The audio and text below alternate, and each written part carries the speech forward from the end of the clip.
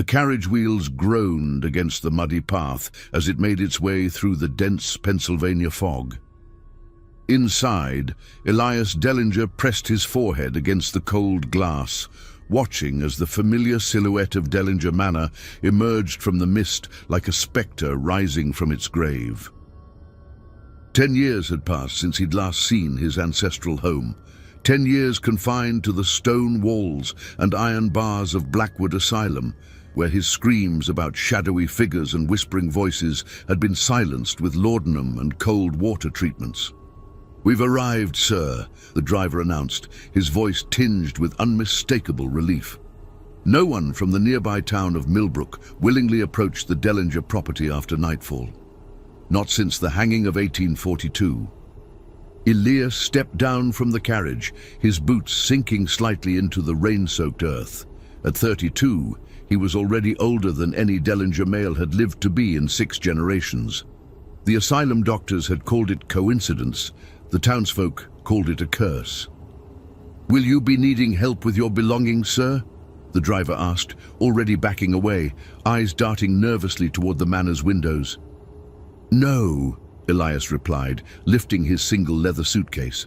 "I travel light these days." The driver nodded, hastily climbing back onto his seat. "God be with you, Mr. Dellinger," he muttered, though his tone suggested no god had set foot on this property for decades. As the carriage disappeared into the fog, Elias turned to face the looming structure. Dellinger Manor had been built by his great-great-grandfather, Isaiah Dellinger, in 1789, using timber from the surrounding forest and stone quarried from land that, according to local legend, had been stolen from the Lenape tribe through bloodshed and deceit. The manor's Victorian architecture, with its steep gables and ornate trim, had once been the pride of the county. Now, it stood as a monument to decay, its paint peeling like diseased skin, windows clouded with grime and neglect. The front door creaked open before Elias could reach for the tarnished brass knocker. "Master Elias," a thin voice called from the darkness, "we've been expecting you." Mrs. Winters stood in the doorway, her gaunt frame silhouetted against the dim light of the entrance hall. At 73, the housekeeper had served 3 generations of Dellingers, witnessing each of their tragic ends. Her eyes, once bright blue, had faded to the color of dishwater, yet they still held a sharpness that made Elias uncomfortable. "Mrs. Winters," he acknowledged, with a slight nod. "I didn't realize anyone still maintained the property." "The Dellinger estate pays for basic upkeep," she replied, stepping aside to let him enter, "though I'm afraid much has fallen into disrepair since your departure." The entrance hall smelled of dust and wood rot, with undertones of something sweeter, almost cloying, like overripe fruit. Elias removed his hat, revealing a shock of prematurely graying hair and a thin scar that ran from his right temple to his jawline. A souvenir from his more violent days at the asylum. "Your room has been prepared," Mrs. Winters continued, leading him toward the grand staircase. "The east wing remains closed, as per your father's instructions before his passing." Elias paused at the foot of the stairs, his gaze drawn to the portrait hanging above the fireplace. It depicted Isaiah Dellinger, the family patriarch, standing proudly beside his wife and infant son. The artist had captured Isaiah's stern countenance perfectly. The sharp cheekbones, the deep-set eyes, the thin lips pressed into what might have been a smile or a grimace. But something about the painting seemed different from what Elias remembered. "Has that portrait been restored?" he asked, taking a step closer. Mrs. Winters glanced at the painting, her expression unreadable. "No, sir. Nothing has been touched. I could have sworn his eyes were—" Elias trailed off, shaking his head. "Never mind. The asylum has left my memory somewhat unreliable." As they ascended the creaking staircase, Elias felt a familiar sensation, the weight of unseen eyes following his movements. He had felt it as a child, wandering these same halls, before his father had deemed him too unstable, too dangerous to remain. "Your father's study remains locked," Mrs. Winters informed him as they reached the second-floor landing. "The key is in the drawer of your bedside table, along with his personal effects that were deemed appropriate for you to receive." "Deemed appropriate by whom?" Elias asked, an edge creeping into his voice. "By the family lawyer, Mr. Hargrove. He'll be calling tomorrow to discuss your inheritance and the conditions attached to it." They stopped before a heavy oak door at the end of the hallway. Mrs. Winters produced an iron key from her apron pocket and unlocked it, revealing a spacious bedroom that had clearly been recently dusted and aired. A four-poster bed dominated the center, its dark wood matching the rest of the furniture. A writing desk, a wardrobe, and a bookshelf filled with volumes Elias recognized from his childhood. "This was my mother's room," he said quietly. "Yes," Mrs. Winters confirmed. "Your father never set foot in here after her passing. Said the air felt wrong." Elias set his suitcase on the bed and moved to the window, pulling back the heavy velvet curtains. The view overlooked the family cemetery, where small headstones dotted the hillside like teeth in a rotting mouth. In the distance, barely visible through the fog, stood the old willow tree, where his cousin Thomas had been found hanging in 1842. His feet dangling a full 6 inches above the ground, despite no visible means of having climbed the tree. "Will there be anything else, sir?" Mrs. Winters asked from the doorway. "No, thank you," Elias replied, not turning from the window. "Though I am curious, why did you stay all these years, after everything that's happened to this family?" The old woman was silent for so long that Elias thought she might have left. When she finally spoke, her voice had dropped to little more than a whisper. "Some houses, Master Elias, don't let you leave once they've claimed you." The door closed with a soft click, leaving Elias alone with the shadows that seemed to pulse in the corners of the room. He moved to the bedside table and opened the drawer, finding a brass key and a leather-bound journal. The journal's cover was worn smooth from handling, the pages yellowed with age. On the first page, written in his father's precise handwriting, were the words, "For my son, Elias, may you succeed where I failed. The bloodline must end with you." Elias closed the journal, a chill running down his spine despite the room's stuffiness. Outside, thunder rumbled across the hills, and the first drops of rain began to patter against the window pane. As he unpacked his meager belongings, he couldn't shake the feeling that the house was watching him, assessing him, like a predator sizing up its prey. In the hallway, the floorboards creaked as if under the weight of footsteps, though Mrs. Winters had long since retired to her quarters in the servants' wing. And from somewhere deep within the walls came a sound like breathing, slow, rhythmic, patient.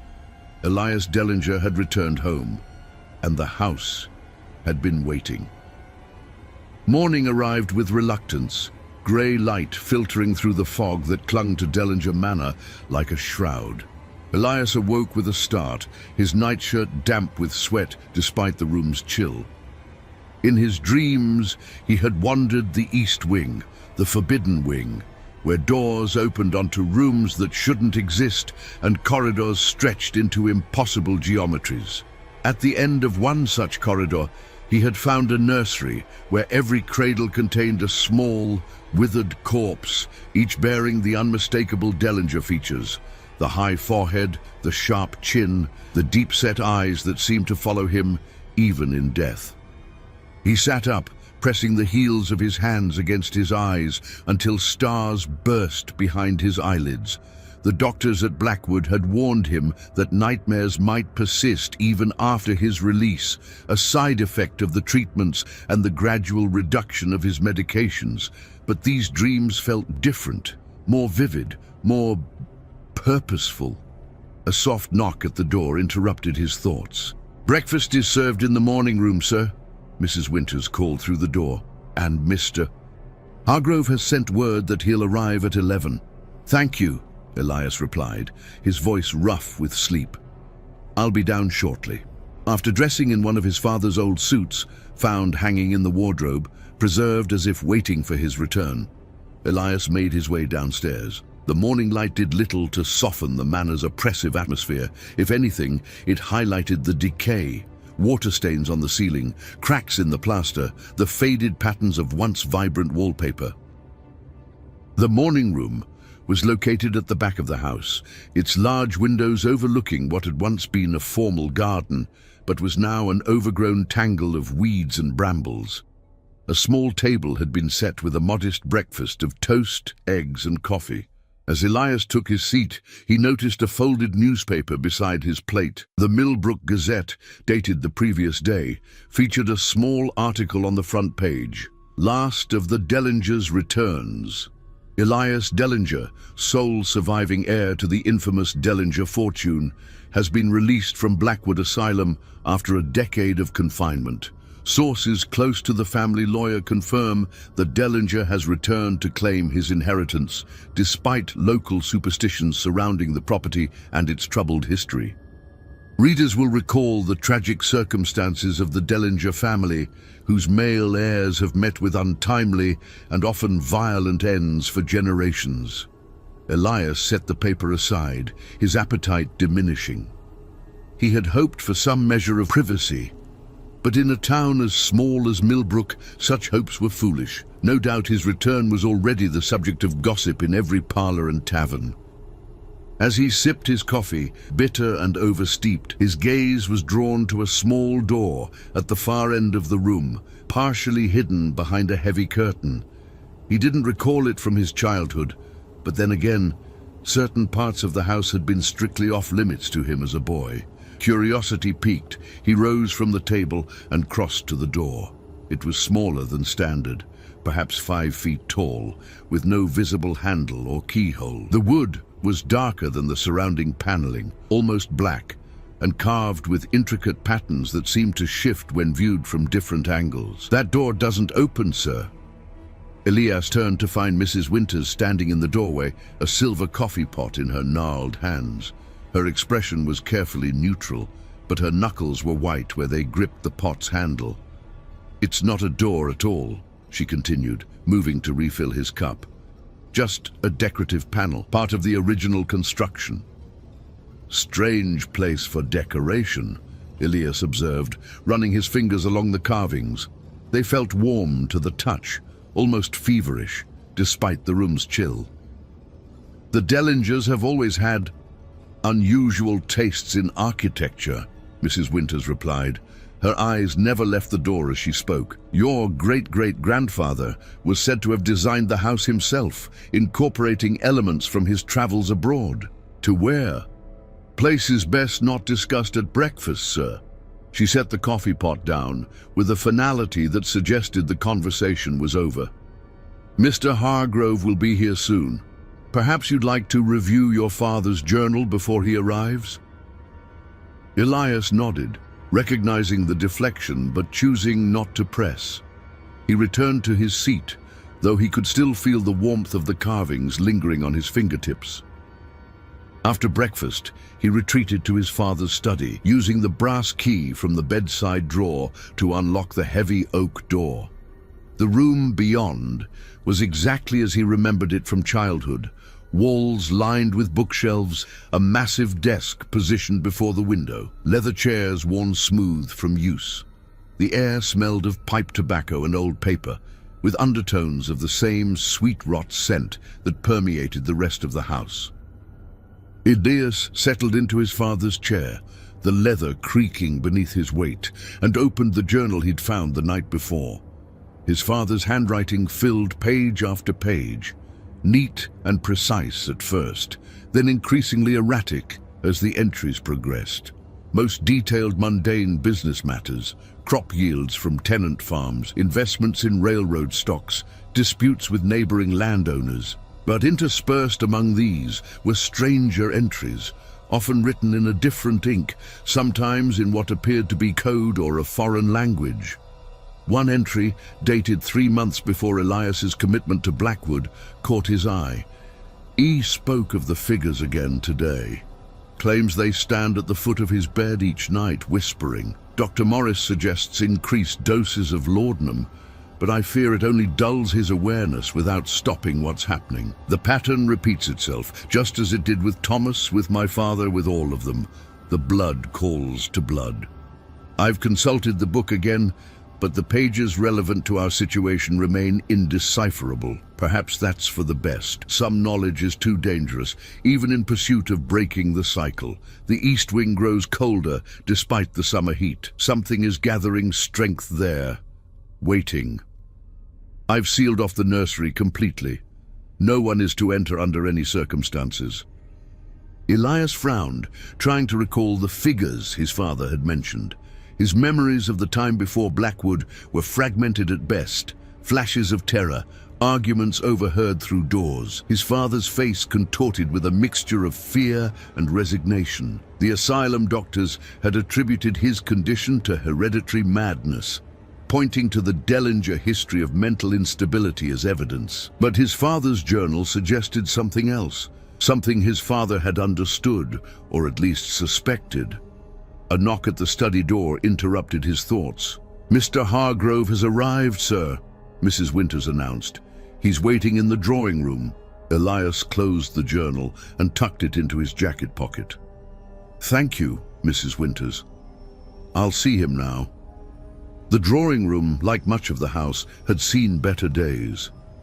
Once elegant furniture was now faded and worn, the grand piano in the corner yellowed with age and neglect. Tall windows looked out over the front drive, where a sleek black carriage waited, its driver huddled against the persistent drizzle. Silas Hargrove stood by the fireplace, warming his hands over flames that did little to dispel the room's dampness. At 65, he was a small, precise man with wire-rimmed spectacles and a neatly trimmed white beard.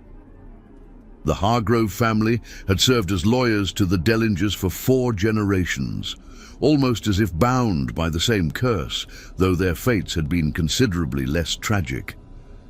"Elias," Hargrove greeted him, extending a hand. "It's good to see you looking so improved." "Improved compared to what, Mr. Hargrove?" Elias asked, accepting the handshake. "The raving lunatic you helped commit to Blackwood?" Hargrove had the decency to look uncomfortable. "That was your father's decision, not mine. I merely facilitated the legal aspects." "Of course." Elias gestured to a pair of armchairs. "Shall we discuss my inheritance? I understand there are conditions." They sat, and Hargrove produced a leather portfolio from his briefcase. "Your father was very specific about the terms of his will," he began, extracting several documents. "The Dellinger estate, including the manor, surrounding lands, investments, and accounts, passes to you as the sole heir. However, there are stipulations." He handed Elias a document bearing his father's familiar signature. "First, you must reside at Dellinger Manor for a minimum of 1 year before gaining full control of the assets. Second, you are forbidden from selling or otherwise disposing of the property during your lifetime. Third, and most importantly, you must not marry or produce children." Elias looked up sharply. "He wanted the Dellinger line to end with me." "Yes," Hargrove confirmed, his expression grave. "Your father was most insistent on that point. Should you father a child, the entire estate will be placed in trust for charitable purposes, and you will receive only a modest stipend for the remainder of your life." "Did he explain why?" Hargrove hesitated, adjusting his spectacles. "Your father believed the Dellinger bloodline was tainted in some way. He spoke of a curse, though I attributed such talk to grief in advancing age. He had, after all, lost his wife, his brother, and effectively his son within the span of a few years." "And you never questioned why so many Dellingers met tragic ends?" Elias pressed. "Never wondered if there might be truth to the local superstitions?" "I am a man of law, not superstition," Hargrove replied stiffly, "though I will admit that the statistical improbability of so many accidents and illnesses befalling one family is noteworthy." The thunder rumbled overhead, and the lights flickered momentarily. From somewhere deep within the house came a sound like wood splintering, followed by a heavy thud. "What was that?" Hargrove asked, half rising from his chair. "Old houses make noises," Elias replied calmly, though his heart had begun to race, "especially in storms." Hargrove settled back, clearly uncomfortable. "There is one more matter," he said, producing a small brass key from his waistcoat pocket. "Your father entrusted this to me with instructions that it be given to you upon your return. It opens a safe in the library, behind the portrait of Isaiah Dellinger." Elias accepted the key, noting that it was similar to the one that had opened his father's study. "Did he say what's inside?" "Only that it contains information vital to understanding your family's situation." Hargrove closed his portfolio with a snap. "I've fulfilled my obligations, Elias. The rest is up to you. But I would caution you, your father was not a superstitious man by nature. If he believed there was danger in the Dellinger bloodline continuing, perhaps there was reason for his concern." After Hargrove's departure, Elias made his way to the library, a cavernous room lined with bookshelves that reached to the ceiling. Dust motes danced in the shafts of grey light that penetrated the tall windows, and the air smelled of mildew and leather bindings. The portrait of Isaiah Dellinger hung above the marble fireplace, dominating the room with its imposing presence. Unlike the painting in the entrance hall, this one showed Isaiah alone, seated in what appeared to be this very library. His expression was severe, almost challenging, his eyes seeming to follow Elias as he approached. Carefully, Elias lifted the heavy frame away from the wall, revealing a small wall safe embedded in the plaster. The brass key fit perfectly, turning with a soft click. Inside, he found a single item, a leather-bound book, its cover unmarked except for a strange symbol embossed in gold, a circle containing an intricate pattern of lines that seemed to form a stylized tree, or perhaps a web. As Elias withdrew the book, a folded piece of paper fell from between its pages. His father's handwriting was instantly recognizable. "Elias, if you are reading this, then I have failed to end our family's curse, and the burden now falls to you." This book came into Isaiah Dellinger's possession in 1787 during his travels in Eastern Europe. It contains knowledge that should have remained buried, knowledge he used to secure our family's fortune and unwittingly seal our doom. Do not read it in the house. Do not speak of its contents to anyone. And above all, do not attempt to use what you learn from it. The price is too high. The East Wing holds the physical manifestation of our sin. It must remain sealed. Should the barriers fail, burn the house to the ground and salt the earth where it stood. I am sorry for what I did to you, son. I thought I was protecting you, but I was only delaying the inevitable. The blood calls to blood, and the debt must be paid. Your father Elias stared at the letter, a cold weight settling in his stomach. Outside, the storm intensified, rain lashing against the windows like desperate fingers seeking entry. And from the direction of the East Wing, the sealed wing, came the unmistakable sound of a child's laughter, high and clear and utterly impossible.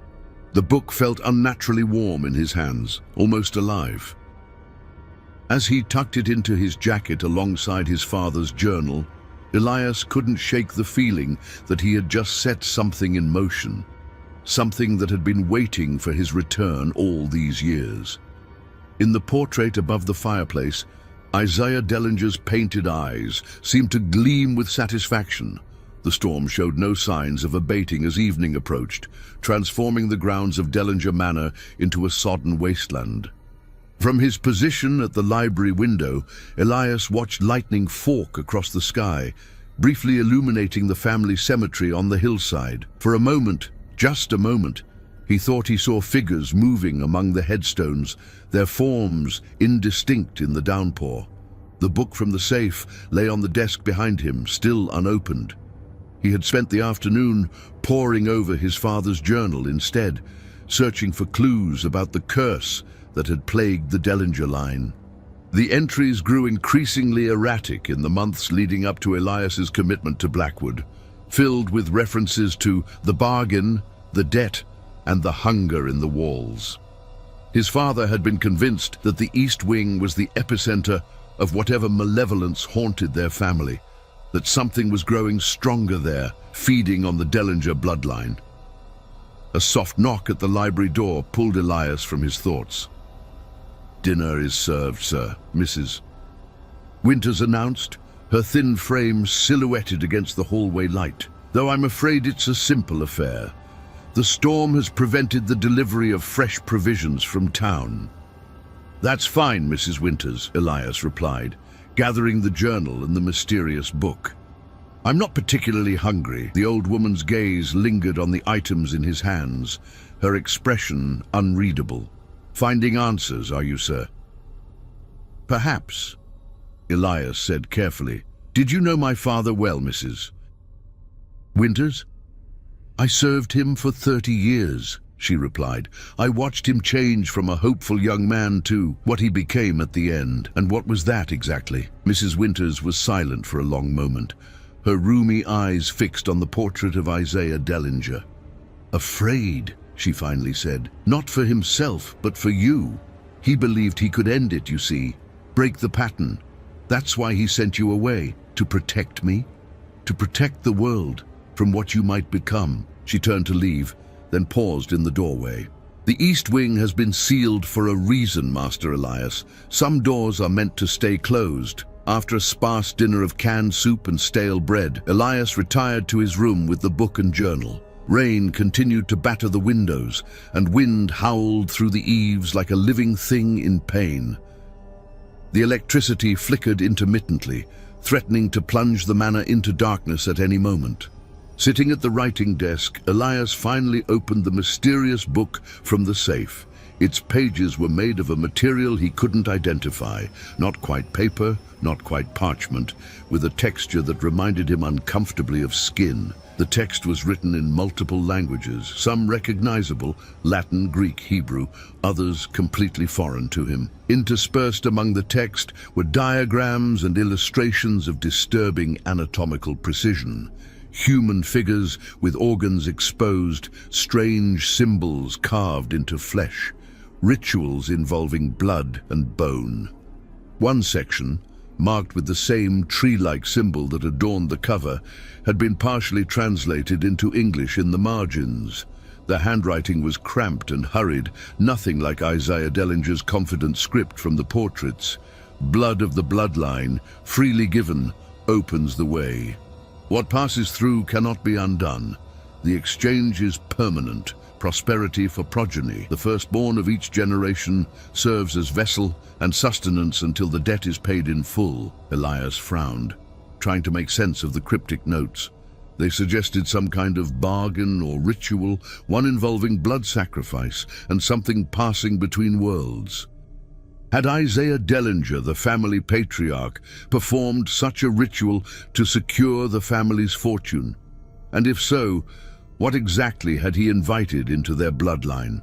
A sudden crash from the hallway startled him from his thoughts. Setting the book aside, Elias moved cautiously to the door and opened it a crack. The corridor beyond was dark, the electricity having finally succumbed to the storm. In the dim light from his room, he could make out a fallen painting on the floor, its frame shattered. As he bent to examine it, he realized it was a family portrait, one he didn't recall seeing before. It showed a man and woman with a young boy of perhaps 5 or 6. The man's face had been scratched out with such violence that the canvas was torn, but the woman and child were untouched. The boy bore a striking resemblance to Elias himself at that age, with the same solemn expression and deep-set eyes. "That's not possible," he murmured, studying the painting more closely. The woman wore clothing from the mid-1800s, placing the portrait at least 50 years before his birth, yet the resemblance was uncanny, as if he were looking at himself across time. A soft sound drew his attention further down the hallway, toward the east wing. It was a gentle scraping, like fingernails against wood.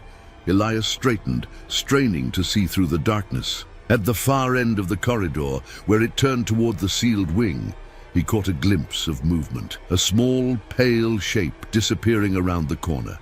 Against his better judgment, Elias followed, guided by occasional flashes of lightning through the windows. The air grew noticeably colder as he approached the junction, where the main hallway met the corridor leading to the east wing. Here, a heavy oak door barred the way, secured with multiple locks and what appeared to be newer additions, steel reinforcing plates and a modern deadbolt. The scraping sound came again, this time from directly behind the door. Then a voice, high and clear, unmistakably a child's. "Father, is that you, Father? I'm cold, please let me in." Elias froze, his heart hammering against his ribs. The voice was eerily familiar, though he couldn't place why. "Who's there?" he called, his own voice barely above a whisper. Silence stretched for several seconds, broken only by the storm's fury outside. Then, "You know who I am, Father. You made me. Let me in. I'm so cold." A flash of lightning illuminated the corridor, and in that instant, Elias saw something impossible. Fingers, small, childlike fingers, emerging from beneath the door, reaching toward him across the floor. They were unnaturally pale, almost translucent, with blackened nails that scraped against the wooden floorboards. Elias stumbled backward, nearly falling in his haste to retreat. The fingers continued to reach, stretching impossibly far from under the door, grasping at air. "Father, please!" the voice called, now tinged with desperation. "The others hurt me. They're always hurting me. Only you can make them stop." Another flash of lightning, and the fingers were gone. The voice fell silent. But as Elias turned to flee back to the safety of his room, he caught sight of wet footprints on the floor, small like a child's, leading not away from the east wing door, but toward it, as if something had entered rather than exited. Back in his room, Elias double-locked his door and pushed a heavy dresser against it for good measure. His hands shook as he poured himself a generous measure of brandy from a decanter on the writing desk. The encounter had left him chilled to the bone, his mind racing with implications he didn't want to face. The book lay open where he'd left it, its pages now turned to a different section, one he was certain he hadn't been reading. This page featured an illustration of a ritual circle, at the center of which stood a man cutting his palm over what appeared to be a cradle. Around the circle, shadowy figures reached inward with elongated limbs. The accompanying text was in Latin, but one phrase had been underlined and translated: "Blood calls to blood across the veil." Elias slammed the book shut, his breathing ragged. He needed answers, concrete answers, not cryptic warnings and supernatural encounters that could be attributed to an overactive imagination or the lingering effects of asylum medications. Taking a steadying breath, he retrieved his father's journal and began to read more carefully, focusing on entries from the months immediately preceding his commitment to Blackwood. One passage, dated just 2 weeks before Elias had been taken away, stood out.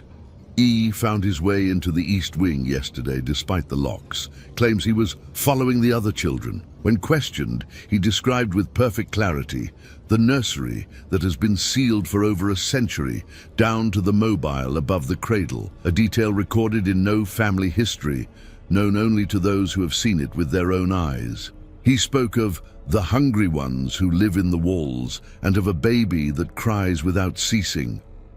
Most disturbing, he referred to Isaiah as Father and claimed to remember when the house was built. Doctor. Morris suggests these are fabrications born of an unstable mind, perhaps influenced by household gossip, but I know better. The blood is awakening in him, just as it did in me, in my father, in all of us. The difference is that E seems to welcome it. I've consulted the book again. There may be a way to sever his connection, to spare him from what awaits the Dellinger heirs. It will require sacrifice, but I'm prepared to pay that price. Better that my son hate me for committing him than suffer the fate that awaits him here. Elias set the journal down, a cold realization dawning. His father hadn't committed him out of cruelty or embarrassment. He'd been trying to protect him from whatever lurked in the East Wing, whatever had been claiming Dellinger heirs for generations. And now, by returning to the manor, Elias had placed himself directly in its path. A sudden gust of wind extinguished the lamp on his bedside table, plunging the room into darkness, save for the occasional flash of lightning. In that darkness, Elias became acutely aware of sounds he had been subconsciously ignoring. The subtle shifting of the house around him, like a body settling, the whisper of movement within the walls, the soft rhythmic tapping that might have been rain against the window, or fingers against wood. And beneath it all, almost too faint to perceive, the sound of a child humming a lullaby. Elias remained motionless, scarcely breathing, as the humming grew gradually louder. It seemed to come from everywhere and nowhere at once, from the walls, the floor, the very air itself. The melody was hauntingly familiar, though he couldn't place it. Then, in a flash of lightning that turned night to day for a heartbeat, he saw them, figures standing in each corner of his room, small, child-sized silhouettes with elongated limbs and features that shifted like smoke when viewed directly. They were perfectly still, watching him with eyes that reflected the lightning like those of nocturnal animals. The thunder that followed seemed to shake the very foundations of the house, and when it faded, the figures were gone. But the humming remained, now accompanied by words sung in a child's sweet voice. "Hush now, father dear, the hungry ones are near, they'll take your eyes and take your breath, and rock you gently unto death." With trembling hands, Elias relit the lamp, casting warm light across the room. There was no sign of the figures, no evidence they had ever been there, except for the lingering chill in the air and the racing of his heart. He turned back to his father's journal, desperately seeking answers. The final entry, dated the day before Elias's commitment, contained just 3 lines. "It's too late for me, but not for him. The hunger has found me instead. If he returns after my death, the book will show him the way. God forgive me for what I've done to my son, and for what I failed to undo of my father's sin." Elias closed the journal, his mind reeling.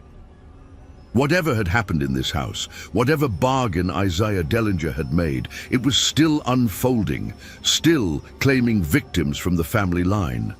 And now it had set its sights on him.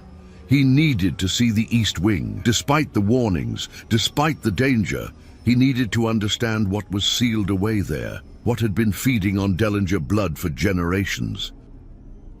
As if in response to his thoughts, a key materialized on the writing desk beside the journal, an ornate iron key that hadn't been there moments before. It was black with age, its bow shaped like a child's silhouette, its teeth complex and unusual. Elias stared at it, not daring to touch it. He hadn't imagined the figures in his room. They had left this for him, an invitation or a trap. Outside, the storm reached its crescendo, wind howling like a living thing in pain. The manor groaned and shifted around him, timbers creaking under strain. From somewhere deep in the house came the sound of breaking glass, followed by Mrs. Winter's startled cry. Concern for the elderly housekeeper overrode Elias's fear. Grabbing the lamp, he shoved the mysterious key into his pocket and hurried from the room, leaving the book and journal behind. "Mrs. Winters," he called, making his way cautiously down the darkened hallway. "Are you all right?" No answer came. But as he descended the grand staircase, he spotted a light moving in the entrance hall below, the wavering flame of a candle held in Mrs. Winter's gnarled hand. The old woman stood before the portrait of Isaiah Dellinger, her face upturned, lips moving in what appeared to be conversation. "Mrs. Winters?" Elias called again, louder this time. She turned slowly, her expression blank, eyes reflecting the candlelight like polished glass. "They're restless tonight," she said, her voice oddly flat. "The storm always makes them restless." "Who's restless?" Elias asked, reaching the bottom of the stairs. "The children," she replied, as if it were obvious. "They've been waiting for you. For so long, they've waited." A chill ran down Elias's spine. "What children, Mrs. Winters? There are no children here." The old woman smiled, a terrible, empty smile that transformed her familiar face into something alien. "Oh, but there are, Master Elias. So many children, all with your eyes, all with your blood." She stepped closer, the candle flame casting grotesque shadows across her features. "They were supposed to be vessels, you see. Each generation, one child to house the hunger. That was the bargain. But Isaiah didn't understand what he was calling forth. It wasn't satisfied with just one. It wanted all of them, all of you." "Mrs. Winters, you're not making sense," Elias said, fighting to keep his voice steady. "Perhaps you should sit down." "I've served this house for 50 years, she continued as if he hadn't spoken. "I've watched them take your grandfather, your uncle, your cousins. I've heard the crying from the East Wing every night for half a century, and now you've come home to them, just as the Master said you would." "My father!" "No," she whispered, leaning closer. "The first Master, Isaiah. He speaks from the walls, from the portraits. He's been waiting for you specifically, Master Elias, the last of his line, the final vessel." A tremendous crash shook the house, the sound of a tree falling against the structure. The impact knocked Mrs. Winters off balance, sending her stumbling forward. The candle fell from her hand, rolling across the floor and extinguishing, plunging the entrance hall into darkness. Elias fumbled with his lamp, raising it to locate the housekeeper. "Mrs. Winters?" No response came. The entrance hall was empty, save for himself and the looming portrait of Isaiah Dellinger, which seemed to watch him with newfound intensity. A soft sound drew his attention to the corridor leading toward the kitchen, the shuffle of slippered feet on hardwood. Raising his lamp higher, Elias followed, calling for Mrs. Winters again. The kitchen was dark and cold, the hearth fire long extinguished. Rain lashed against the windows and wind whistled through gaps in the aging structure. There was no sign of the housekeeper, but the back door stood open, swinging gently in the gale. Elias approached cautiously, raising his lamp to peer into the storm-lashed night. Lightning illuminated the scene in strobing flashes, the overgrown garden, the path leading to the servants' quarters, and a figure, Mrs. Winters, walking with unnatural steadiness toward the family cemetery on the hillside. "Mrs. Winters, stop!" Elias called, but his voice was lost in the howling wind. He hesitated at the threshold, torn between pursuing the elderly woman into the storm and the instinctive knowledge that doing so would be dangerous, perhaps fatal. As he watched, Mrs. Winters reached the cemetery gate and passed through it, her white nightgown billowing around her like a shroud. Lightning flashed again, and in that instant, Elias saw that she was not alone. Figures moved among the headstones, small, child-sized silhouettes that seemed to flow rather than walk, surrounding the old woman as she made her way deeper into the graveyard. The back door slammed shut with such force that Elias was thrown backward, the lamp flying from his hand and shattering against the stone floor. Fire bloomed instantly, feeding on spilled oil and the dry wooden cabinets nearby. Elias scrambled to his feet, searching frantically for something to extinguish the rapidly spreading flames. But as he turned toward the sink, he froze. Standing between him and the water was a child. The boy appeared to be about 6 years old, dressed in clothing from another century. His features were Dellinger features, the high forehead, the deep-set eyes, the sharp chin. But his skin was wrong. Too pale, almost translucent, with blue veins visible beneath. And his eyes were solid black, like pools of ink. "Hello, Father," the child said, his voice the same one Elias had heard through the East Wing door. "I've been waiting for you to come home." Elias backed away, the heat of the growing fire intense against his back. "Who are you?" The child tilted his head, an unnaturally fluid movement. "I'm you, Father, a piece of you. a piece of all of us. He smiled, revealing teeth that were too sharp, too numerous. Isaiah made us, and now we're hungry.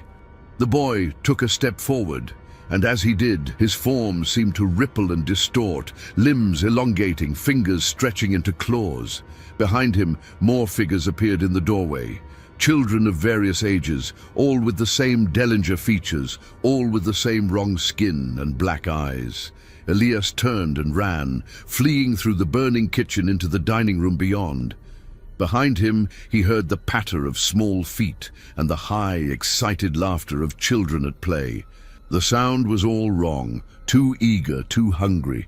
He raced through the house, pursued by the sound of small running feet and childish giggles that echoed from every direction. The fire was spreading rapidly, smoke beginning to fill the corridors. As he reached the grand staircase, Elias glanced back to see the first tendrils of flame licking along the hallway from the kitchen. Burn the house to the ground and salt the earth where it stood. His father's words echoed in his mind. Perhaps that had been the plan all along, to let the house burn, taking its secrets and its hunger with it. But something told Elias it wouldn't be that simple. Whatever dwelled here, whatever Isaiah Dellinger had invited into their bloodline, it wouldn't be destroyed by mere fire. He needed the book, needed to understand what his ancestor had done and how to undo it. Taking the stairs two at a time, Elias raced back to his room, slamming and locking the door behind him. The book and journal lay where he'd left them, illuminated by flashes of lightning through the window. Gathering them quickly, Elias turned to leave and found his path blocked. The child from the kitchen stood before the door, but he had changed. His limbs were impossibly long now, his fingers ending in talons that scraped against the wooden floor. His mouth had widened to accommodate rows of needle-like teeth, and his black eyes had grown to consume most of his face. "You can't leave, Father," the thing said, its voice still chillingly childlike despite its monstrous appearance. "None of us can leave. That was the bargain." "What bargain?" Elias demanded, clutching the book to his chest. "What did Isaiah do?" The creature tilted its misshapen head. "He wanted wealth, power, a legacy. He offered blood, his children's blood, his children's children's blood, one child from each generation to feed the hunger. But the hunger grew. It always grows." It took a step forward, its movements jerky and wrong, like a puppet with tangled strings. "We're all here, Father. Every Dellinger child that was fed to the hunger. We're in the walls, in the floors, in the very air you breathe. And now you'll join us." Smoke was beginning to seep under the door, the fire spreading faster than should have been possible. Elias glanced frantically around the room, seeking escape. The window was his only option, a two-story drop to the ground below, potentially fatal, but preferable to what awaited him in the room. As he lunged for the window, the creature moved with impossible speed, intercepting him, its elongated arms wrapped around him, cold and strong as iron bands. The book and journal fell from his grasp as he struggled against its grip. "The East Wing," the creature whispered, its breath cold against Elias's ear. "The answers are in the East Wing. Where it all began, where it will end." With that, it released him so suddenly that Elias stumbled backward, nearly falling. When he regained his balance, the creature was gone, but the iron key from his pocket now lay on the floor at his feet, gleaming in the lightning flashes. Smoke was filling the room rapidly now, making it difficult to breathe. The fire had reached the hallway outside. He could hear the crackle and roar of flames, consuming the ancient wood. There would be no escaping that way. Elias snatched up the key, book and journal, then turned to the window. Using a chair from the writing desk, he smashed the glass and cleared the frame of jagged shards. The storm raged outside, rain and wind immediately soaking the curtains and floor. He hesitated, looking back at the smoke-filled room. Part of him, a growing part, wanted to stay, to let the fire take him and end the Dellinger line once and for all. But another part, the part that had survived 10 years in Blackwood Asylum, refused to surrender without understanding what he was surrendering to. Taking a deep breath, Elias climbed through the window onto the narrow ledge beyond. The drop was substantial, but a trellis of ancient ivy offered a potential route to the ground. As he began his precarious descent, he glanced up at the east wing, the sealed section of the house that had remained forbidden for generations.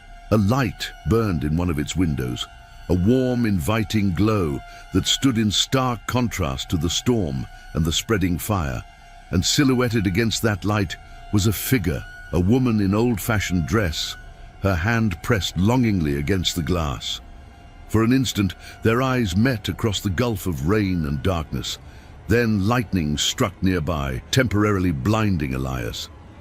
When his vision cleared, the figure was gone, and the window was dark once more. The ivy trellis gave way under his weight when he was still 10 feet from the ground.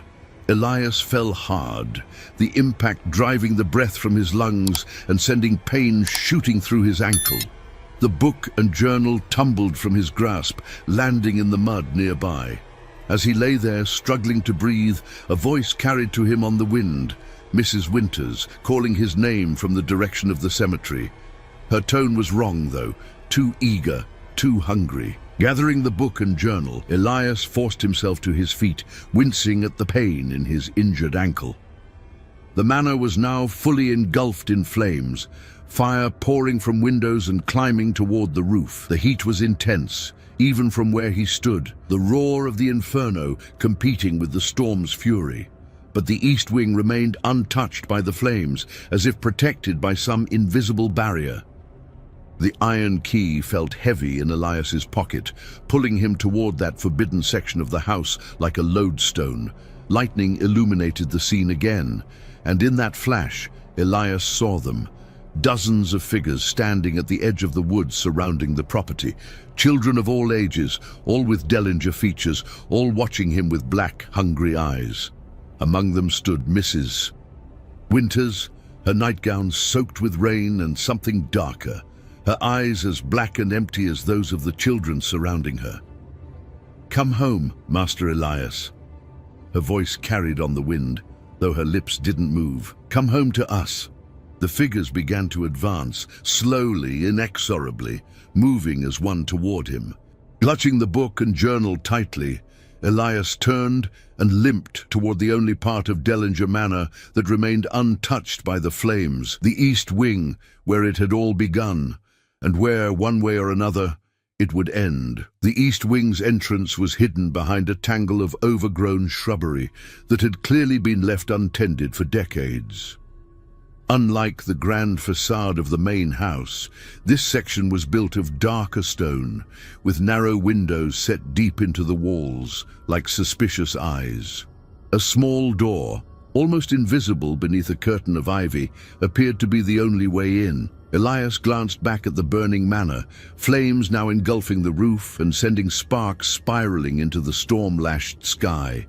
The figures from the woods had reached the garden, their progress slow but relentless, moving with the inevitable patience of those who know their prey has nowhere to run.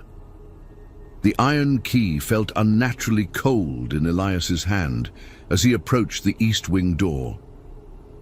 It fit the ancient lock perfectly, turning with surprising ease, despite decades of disuse. The door swung inward on silent hinges, revealing darkness beyond. Elias hesitated at the threshold. Every instinct warned against entering, against stepping willingly into what was clearly a trap. But the alternatives, facing the burning manor or the advancing horde of hungry children, were equally fatal. Taking a deep breath, he stepped inside, the door swinging shut behind him with a soft click that sounded horribly final. The interior of the east wing was nothing like Elias had expected. While the main house had been decaying, this section appeared perfectly preserved, as if time had stopped here a century ago. Oil lamps burned in wall sconces, casting warm light over pristine wallpaper and polished wood floors. The air smelled of beeswax and lavender, with no hint of the smoke that should have been seeping in from the burning structure mere yards away. Elias moved cautiously down the corridor, his injured ankle throbbing with each step. The walls were lined with portraits, all Dellingers judging by their features, though many were unfamiliar to him. Children predominated, solemn-faced boys and girls in clothing from various eras, all with the same deep-set eyes and high foreheads. None appeared older than 12. At the end of the corridor stood a single door, white with gold trim, adorned with a hand-painted mural of a tree whose branches formed a complex pattern similar to the symbol on the book's cover. Beneath the tree, small figures danced in a circle, their features indistinct, but their postures suggesting celebration or ritual. As Elias approached, he heard it, the soft, unmistakable sound of a music box playing a lullaby. The same melody the child had sung earlier. "Hush now, father dear, the hungry ones are near." The door was unlocked, opening at his touch to reveal a nursery straight from the previous century. A large cradle dominated the center of the room, draped with fine lace and silk ribbons. Above it hung an elaborate mobile of carved wooden figures, children holding hands in a circle, slowly rotating though there was no breeze to move them. The music came from an ornate box on the dresser, its lid open to reveal a miniature scene, a man cutting his palm over a cradle while shadowy figures watched from the corners of the room. The figurine rotated slowly as the music played, its tiny face a perfect replica of Isaiah Dellinger's from the portraits. But it was the far wall that drew Elias's attention and sent ice through his veins. It was covered floor to ceiling with names and dates, hundreds of them, written in what appeared to be blood. Each entry followed the same format, a name, a birth date, and a death date. All Dellingers, all children, none having lived past their 12th year, and at the bottom, freshly written, still glistening wetly in the lamplight, Elias Dellinger, 1850. The date of death remained incomplete. "It's been waiting for you to complete the pattern." Elias whirled around, nearly losing his balance on his injured ankle. A woman stood by the cradle, the same woman he had glimpsed in the east wing window during his escape from the burning manor. She wore a high-necked dress of deep burgundy, her dark hair piled atop her head in the fashion of the mid-1800s. Her features were delicate but unmistakably Dellinger, and her eyes held a profound sadness. "Who are you?" Elias asked, though he already suspected the answer. "Eleanor Dellinger," she replied, her voice soft but clear. "Isaiah's wife, the first to understand what he had done and the first to try to undo it." "You're dead," Elias stated flatly. "You've been dead for over a century." A sad smile touched her lips. "Death is not what you think it is in this house, Elias. None of us truly die here. We merely change form." She gestured to the wall of names. "Every Dellinger child born since Isaiah made his bargain has been claimed by the hunger.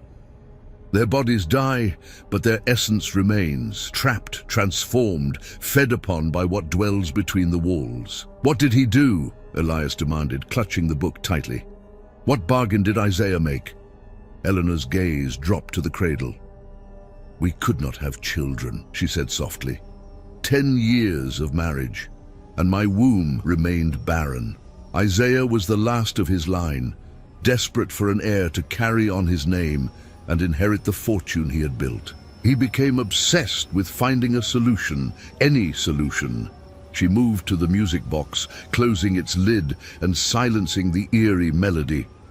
"During his travels in Eastern Europe, he acquired that book you hold, a grimoire containing rituals and invocations deemed too dangerous even by those who practiced the dark arts. One ritual promised fertility and an unbroken lineage in exchange for tribute, blood sacrifice," Elias said, remembering the illustrations he had seen. "Not just blood," Eleanor corrected. "Essence, soul." The ritual required that one child from each generation be given wholly to what Isaiah summoned, an entity that feeds on potential, on futures unlived, on dreams unrealized. In return, the Dellinger line would prosper and continue unbroken. But it didn't work that way, Elias guessed. "No," Eleanor agreed, her expression darkening. The entity Isaiah summoned was ancient and cunning. It granted us a son, our precious Thomas, but its hunger was not satisfied with just one child per generation. It wanted all of them. It began to influence the Dellinger heirs, calling to the blood that connected them to it.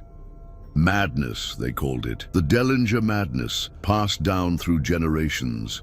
She turned to the wall of names. Some fought it, some embraced it, but all were claimed in the end.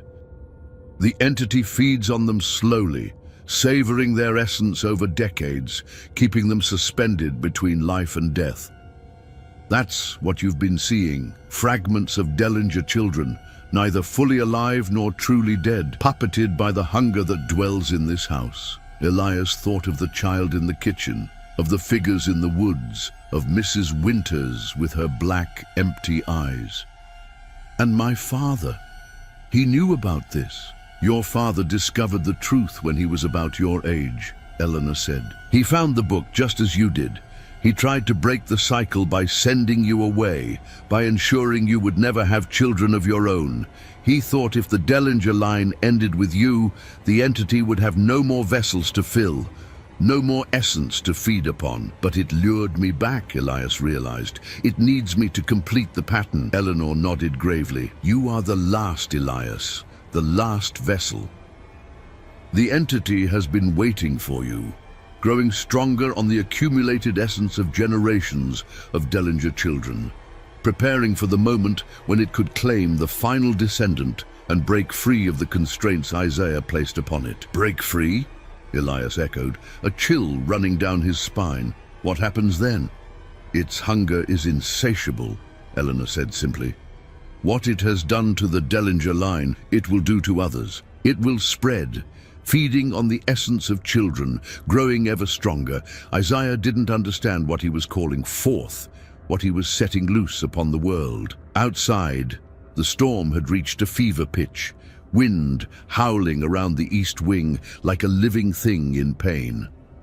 Through the nursery's single window, Elias could see that the main house had collapsed in on itself, a smoldering ruin silhouetted against the night sky. And moving through the garden toward the east wing were the figures from before, dozens of them now, children and adults alike, all with black, empty eyes. They're coming, Eleanor said, following his gaze. The fragments, puppeted by the hunger. They'll try to complete the pattern, to make you the final sacrifice. How do I stop it? Elias demanded, holding up the book. There must be a way to end this. Eleanor's expression was grave. There is a way, she confirmed. But the price is high, Elias, higher than you may be willing to pay. Tell me, he insisted, whatever it is, it can't be worse than letting this thing loose on the world. She moved to the cradle, running her fingers along its ornately carved edge. The ritual can be undone, the entity banished back to where it came from, but it requires the willing sacrifice of a Dellinger, not to feed the hunger, but to close the door Isaiah opened. A life freely given, with full knowledge and acceptance of the consequences. My life, Elias said quietly. Yes, Eleanor confirmed, but not just your death, your complete erasure. You would never have existed.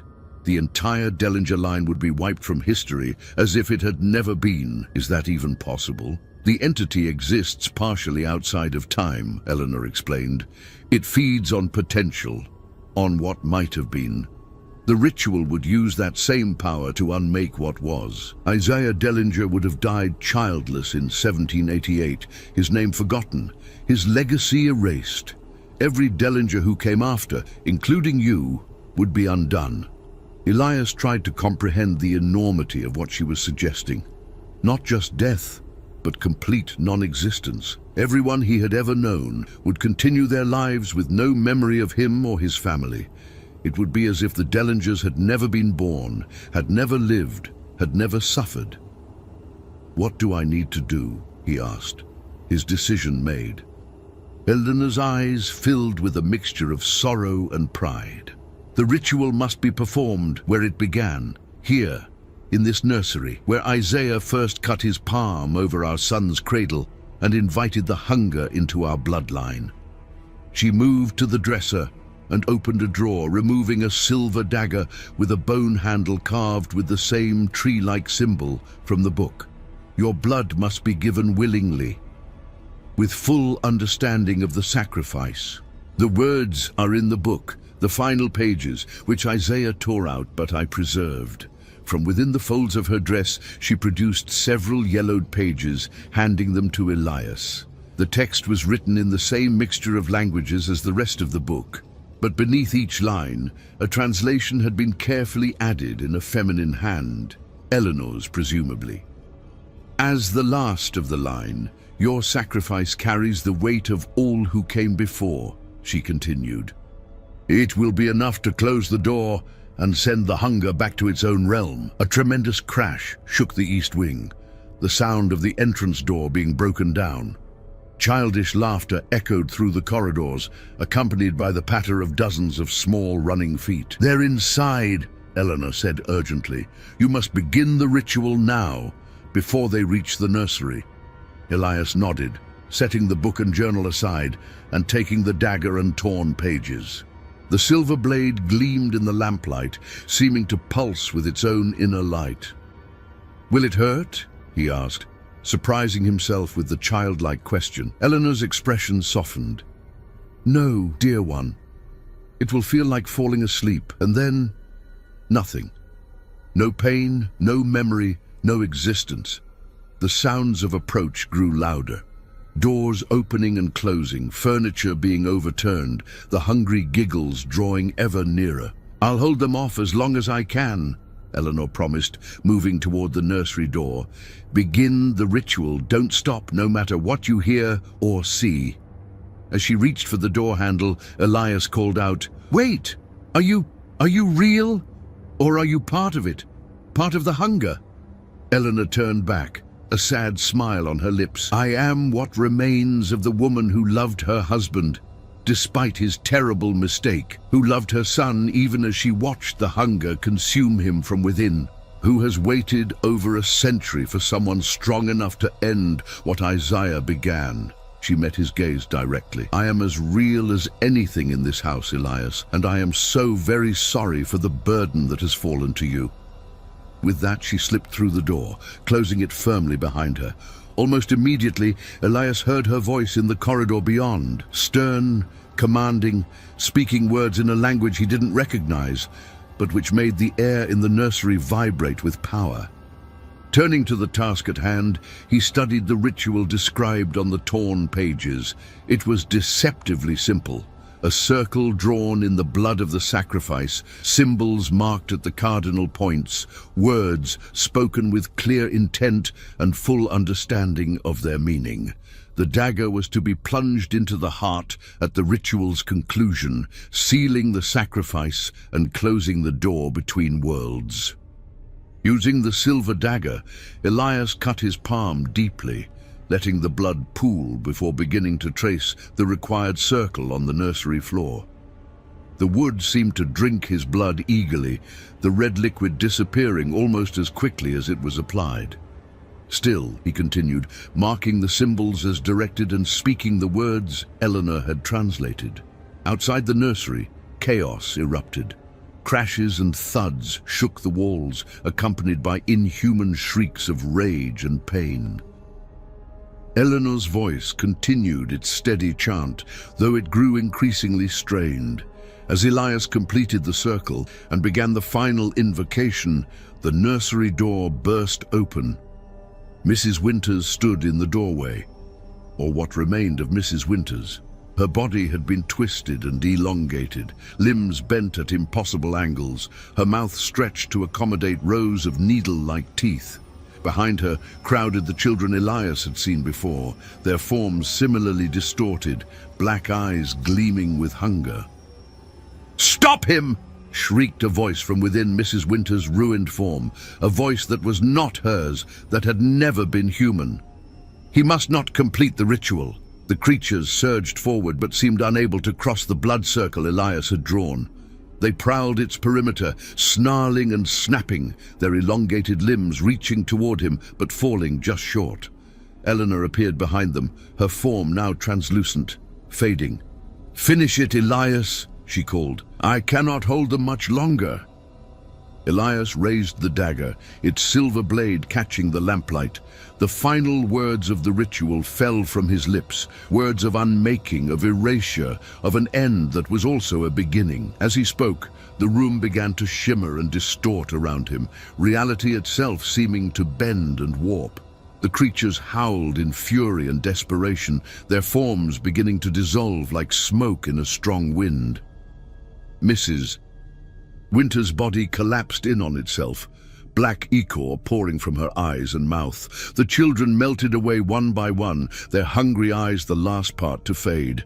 "Now, Elias," Eleanor cried, her own form barely visible. "Complete the sacrifice." Elias positioned the dagger over his heart, hands steady despite the enormity of what he was about to do. In that moment, a strange peace settled over him. The Dellinger curse would end with him, not through his death, but through his complete unmaking. It was a price he was willing to pay to end the suffering of generations. I, Elias Dellinger, last of my line, give myself willingly to close what was opened, he declared, his voice strong and clear. Let the hunger return to its own realm. Let the door be sealed for all time. Let the Dellinger name be unmade, our sins undone, our suffering erased. With those words, he plunged the dagger into his heart. There was no pain, just as Eleanor had promised, only a spreading warmth and a sensation of falling. The nursery dissolved around him, replaced by swirling darkness shot through with threads of light. Faces flashed before him, his father, stern but sad, his mother, whom he barely remembered, cousins and uncles and ancestors he had never known, but whose blood he shared. And as consciousness faded, Elias Dellinger felt something he had not experienced since childhood: peace. Complete and absolute peace. The Dellinger curse was broken. The hunger was banished. And history itself began to rewrite, erasing the name Dellinger from its pages as if it had never been. Professor James Hargrove adjusted his spectacles as he examined the curious artifact on his desk, a silver dagger with a bone handle, carved with symbols that matched no known historical culture. It had been discovered during the excavation of a previously unknown burial site in rural Pennsylvania, dated approximately to the late 18th century. "Fascinating," he murmured, making another note in his journal. "The metallurgical analysis suggests European origin, yet the symbolism appears to incorporate elements from Eastern European folk magic and Native American iconography, a true anomaly." The small office at Miskatonic University's Department of Anthropology was cluttered with similar oddities, artifacts that defied easy categorization or explanation.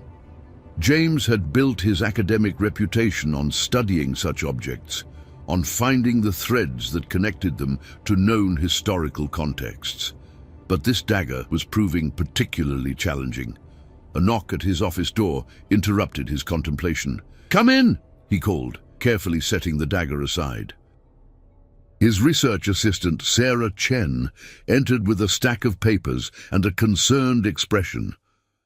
"Professor, I found something strange about the Pennsylvania site," she said without preamble. "The property records don't make sense." James raised an eyebrow. "How so?"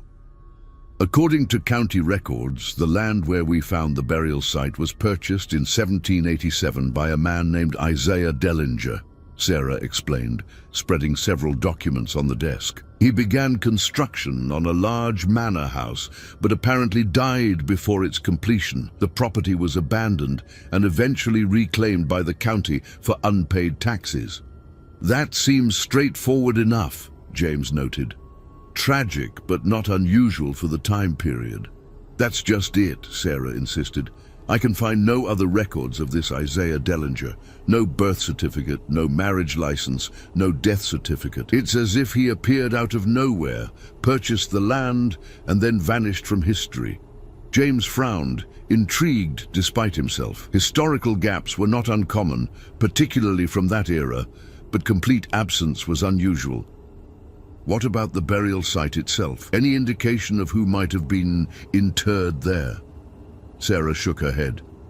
That's another oddity. The grave contained no human remains, just the dagger, placed at the center of what appears to have been a ritual circle. The soil analysis showed traces of human blood, but no body was ever present. A cenotaph, perhaps, James suggested. A memorial grave without a body. Maybe, Sarah conceded, but there's something else. She hesitated, seeming almost embarrassed. The locals have stories about that land. They say it's cursed, that strange things happen there, especially during storms. Children claim to see other children playing among the ruins, though they vanish when approached.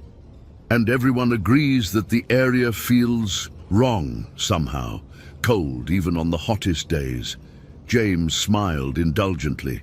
Local superstitions often attach themselves to archaeological sites, particularly those associated with unexplained deaths or abandoned properties. Folk memories can persist for generations, he said, especially when reinforced by suggestive landscapes or unusual historical circumstances.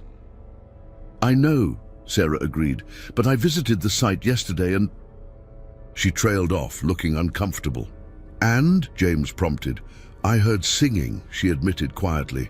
A lullaby, though I couldn't make out the words, and I felt like I was being watched the entire time, not by anything threatening, but by something sad, profoundly sad. James leaned back in his chair, studying his usually pragmatic assistant. Sarah was not given to flights of fancy or supernatural speculation. If she claimed to have experienced something unusual, it merited consideration. Perhaps we should conduct a more thorough investigation of the site, James suggested, his academic curiosity piqued. The juxtaposition of physical evidence with persistent local folklore often points to historical events that have been obscured or misinterpreted over time. Sarah nodded, visibly relieved that he wasn't dismissing her experience. I've already requested permission for a more extensive excavation. The County Historical Society is surprisingly eager to cooperate. Apparently, they've been trying to understand the site's significance for years. Excellent, James said, returning his attention to the dagger. In the meantime, I'd like to learn more about this Isaiah Dellinger. Even if official records are sparse, there might be mentions in personal correspondence, church registries, or business transactions from the period. I'll see what I can find, Sarah promised, gathering her papers. As she turned to leave, a sudden gust of wind rattled the office window, causing both academics to start. Outside, storm clouds were gathering, unusually dark for early afternoon. Looks like we're in for some weather, James observed. You might want to head home before it hits. Sarah hesitated at the door. Professor, there's one more thing. When I was at the site, I found this. She reached into her pocket and produced a small tarnished locket. It was partially buried near where we found the dagger. James accepted the locket, turning it over in his hands. It was silver, like the dagger, and engraved with the same unusual tree-like symbol. With careful fingers, he pried it open to reveal two miniature portraits, a stern-faced man with deep-set eyes, and a woman with a gentle expression and dark hair piled atop her head. No names, he noted, examining the interior for inscriptions. But the clothing and portraiture style are consistent with the late 18th century. This could indeed be Isaiah Dellinger and his wife. That's what I thought, Sarah agreed. But when I showed it to one of the locals, an elderly woman who lives near the site, she had the strangest reaction. She said they're still waiting for him to come home, and refused to touch it. James frowned, a chill running down his spine despite the office's warmth. Folklore often personifies historical figures, especially those associated with tragic or mysterious circumstances, he said, more to reassure himself than Sarah. It's a way for communities to process and transmit historical memory. Of course, Sarah nodded, though she didn't look entirely convinced. I'll let you know what I find about Dellinger. After she left, James returned to his examination of the dagger, but found his thoughts continually drawn to the locket. The faces stared up at him with an unsettling intensity, as if trying to communicate across the centuries. Outside, the storm grew closer, thunder rumbling in the distance. 3 days later, James stood in the center of the excavation site, rain dripping from his hat brim, despite the protective tarp overhead. The storm that had threatened on the day of his conversation with Sarah had never fully materialized, instead lingering over the region like a brooding presence, occasionally releasing short, violent downpours before subsiding into ominous silence. The expanded excavation had revealed the foundations of what had indeed been a substantial manor house, though only the east wing's foundation remained relatively intact. At its center was a room that, based on its dimensions and location, appeared to have been a nursery, an odd feature for a house built by a man who, according to Sarah's research, had died childless. Professor Hargrove called one of the graduate students assisting with the dig. "You need to see this." James made his way carefully across the muddy site to where the student knelt beside a section of exposed flooring in the nursery foundation.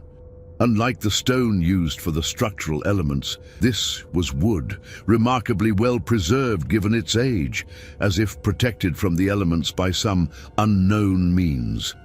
"We found it under a layer of more recent flooring," the student explained. "It appears to be original to the structure."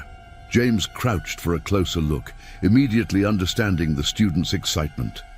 The wooden floor was marked with a large circle, still faintly visible after more than 2 centuries. Within the circle were symbols, matching those on the dagger and locket, the strange tree-like pattern and other markings that defied easy categorization.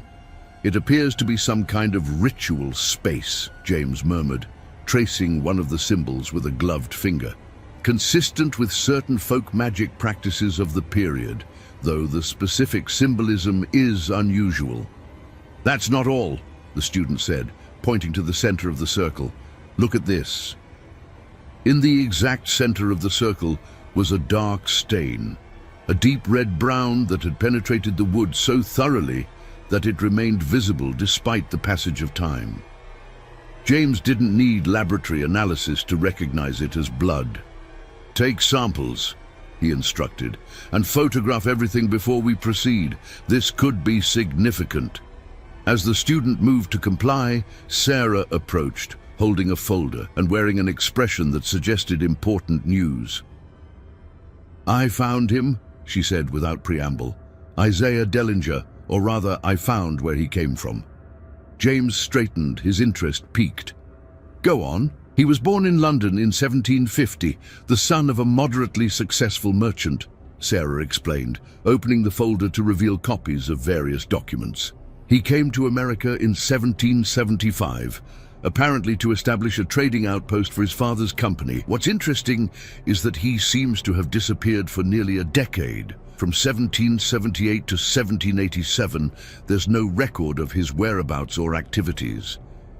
"The Revolutionary War would have disrupted many records," James noted.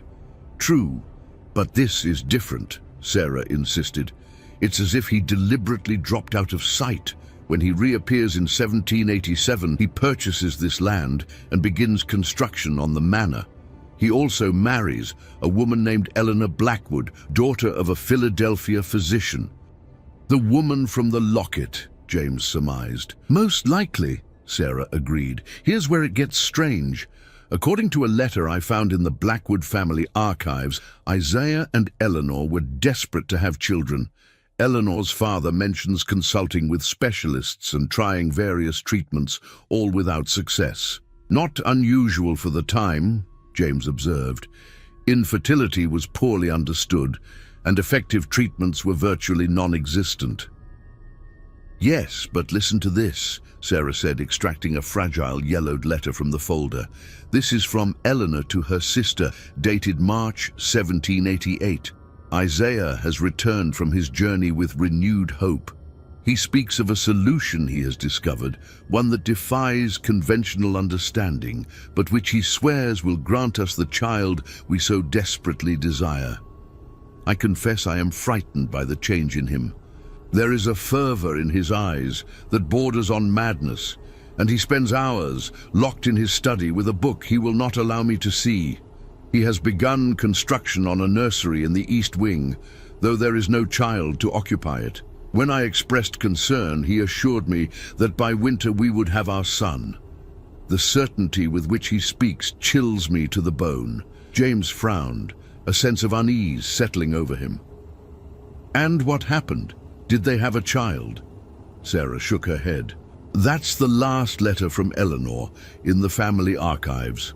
According to county death records, Isaiah Dellinger died in November 1788, less than a year after purchasing the property.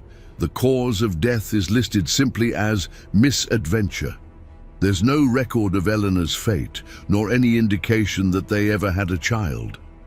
Thunder rumbled overhead, closer now, and the rain intensified, drumming against the protective tarp. From the woods surrounding the excavation site came a sound that might have been the wind through the trees, or might have been singing, a soft lullaby just at the edge of hearing. "Professor," called another student, this one working near what would have been the manor's entrance, "we've found something else." James and Sarah made their way to the new discovery, a large stone that appeared to have been part of the manor's foundation, now unearthed and cleaned of centuries of dirt. Carved into its surface was an inscription, Isaiah Dellinger, 1750-1788.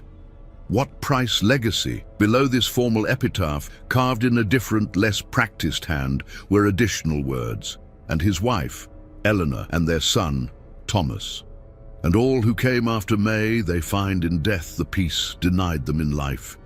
"But you said they never had a child," James said, turning to Sarah with a puzzled frown. "According to all official records, they didn't," she confirmed. "There's no birth certificate, no baptismal record, nothing to suggest the existence of a Thomas Dellinger." "Yet someone believed he existed," James mused, studying the inscription. "Someone who felt he deserved commemoration alongside his parents." The wind picked up suddenly, whipping the tarp and sending a shower of raindrops onto the exposed stone. One of the graduate students gasped, pointing at the ground near the foundation stone. "Look!" she exclaimed. "Footprints!" Sure enough, a set of small footprints had appeared in the mud, child-sized impressions that led from the stone toward the nursery foundation. But what caused James's breath to catch was the impossibility of their appearance. The ground had been covered with a tarp, the rain had not touched it, and no child had been present at the excavation site. Yet there they were, perfect footprints appearing one after another as if an invisible child were walking slowly, deliberately toward the nursery.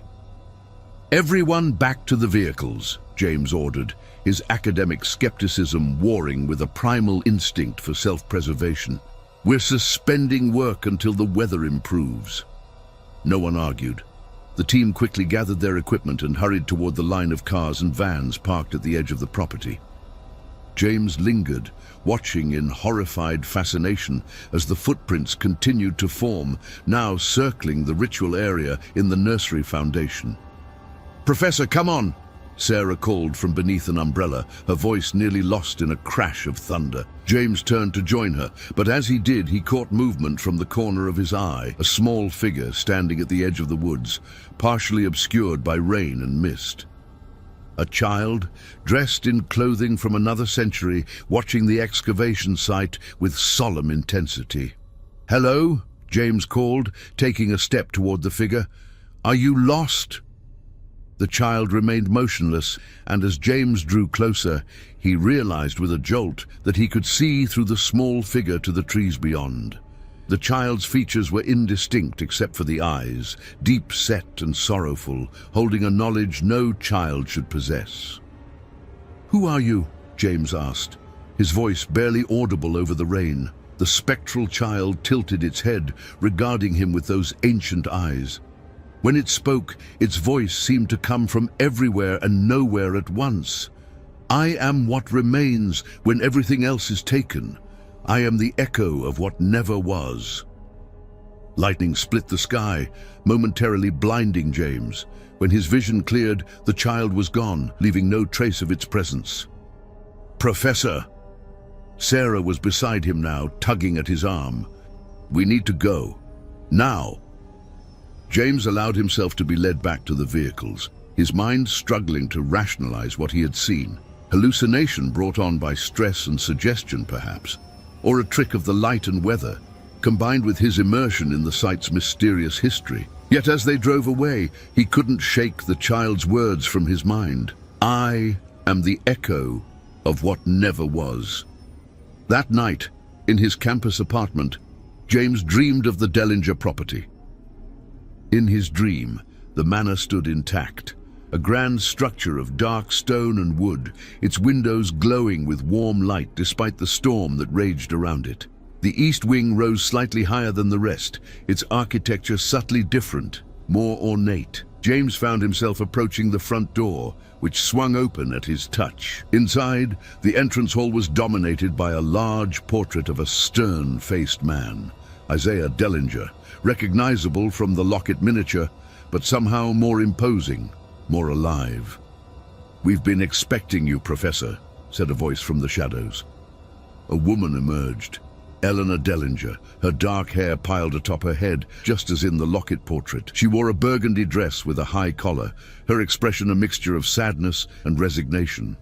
"This is a dream," James stated, though he felt none of the usual disconnection of dreaming. Everything was vivid, tactile, present. "Yes and no," Eleanor replied. "Dreams are doorways, Professor Hargrove. Sometimes they allow us to reach across boundaries that are otherwise impermeable." "Boundaries of what? Time? Reality? Existence itself," she said simply. "Come, there's something you need to see." She led him through the manor, up a grand staircase, and down a long corridor lined with portraits, all children, all with the same deep-set eyes and solemn expressions.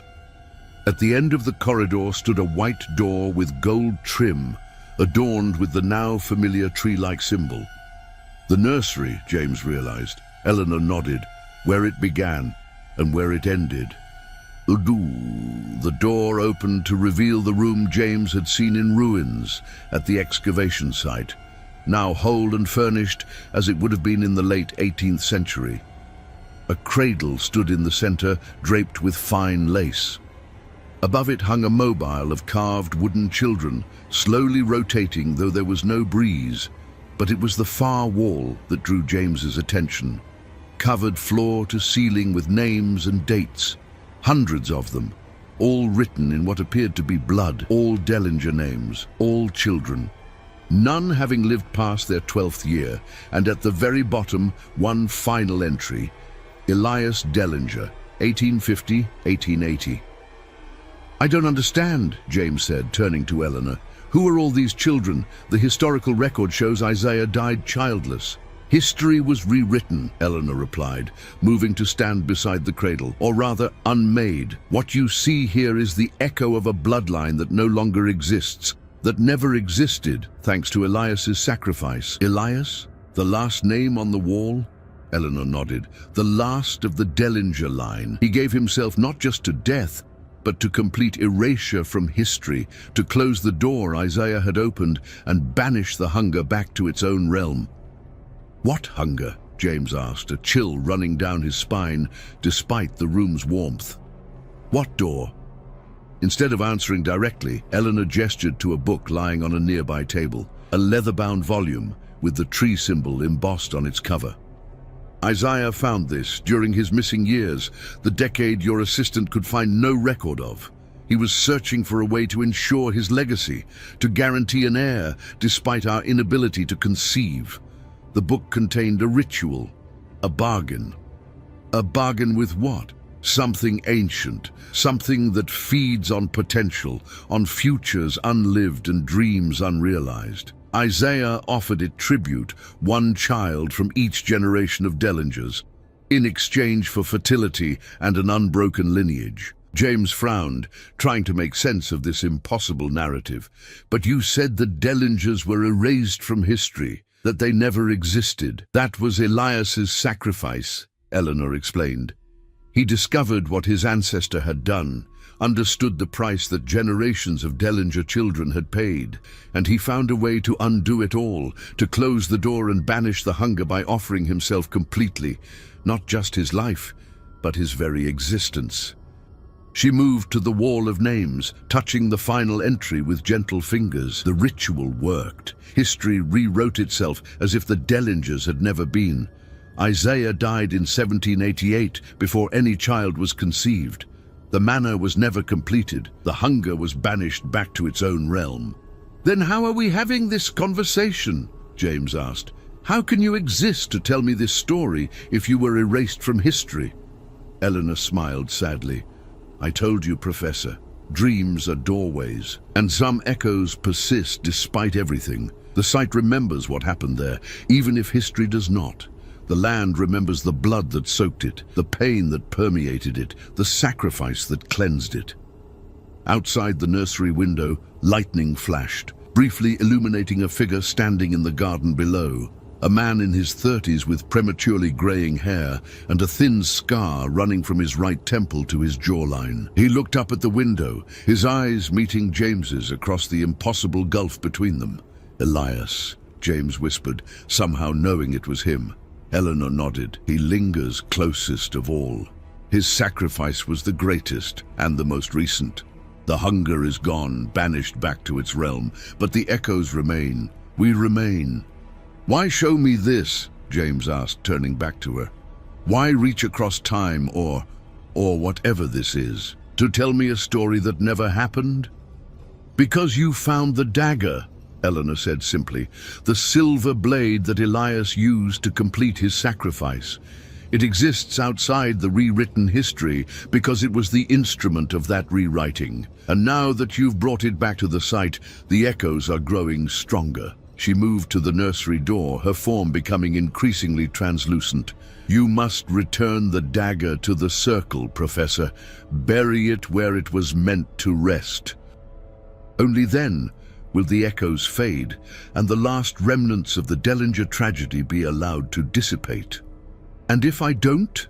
James asked, though he already suspected the answer. Then the door may begin to open again, Eleanor warned, her voice fading along with her form. Not wide enough for the hunger to return. Elias's sacrifice ensured that, but enough for the echoes to grow stronger, to take more substantial form.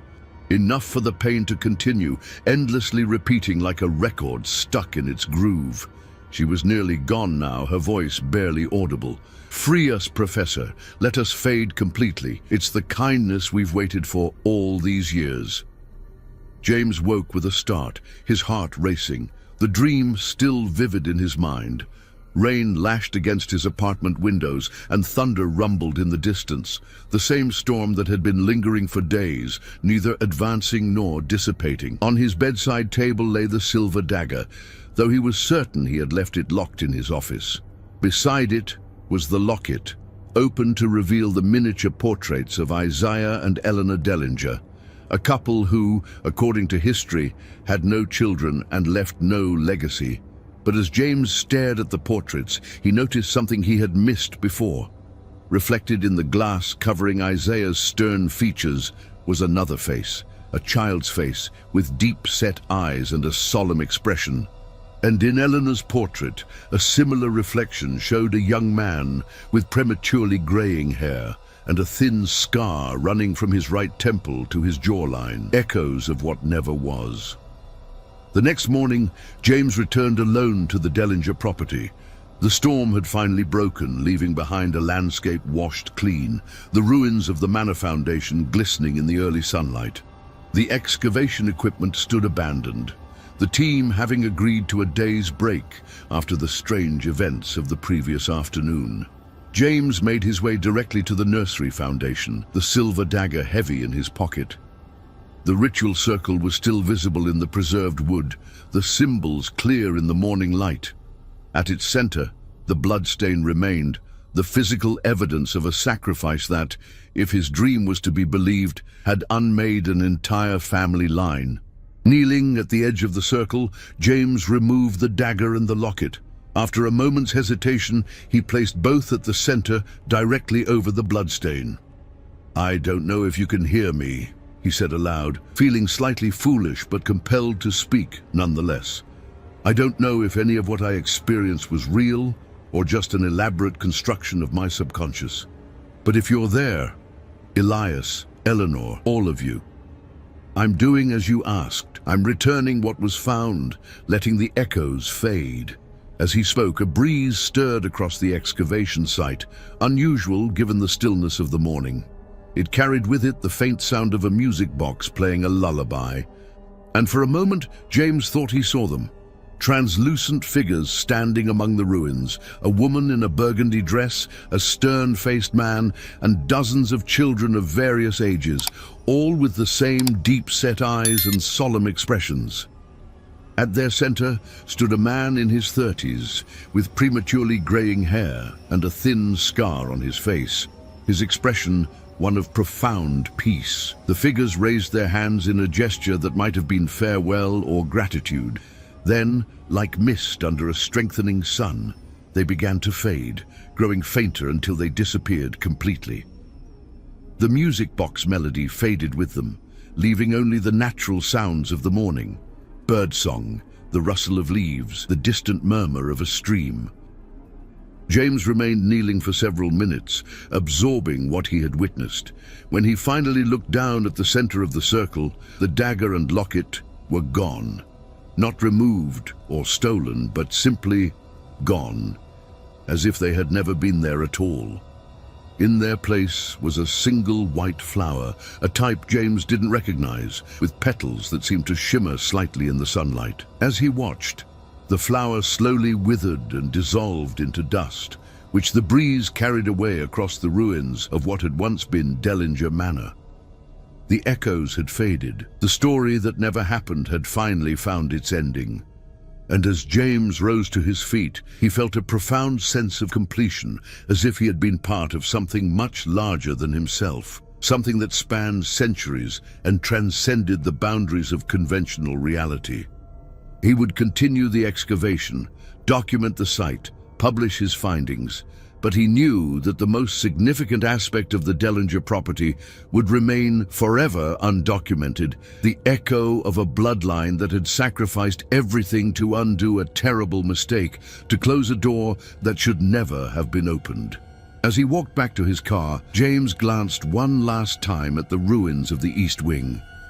For an instant, he thought he saw a child standing among the foundations, a small boy with deep-set eyes and a solemn expression. The child raised his hand in farewell, then turned and walked away, fading into the morning mist until he was gone completely. Not gone, James corrected himself, never there to begin with, an echo of what never was.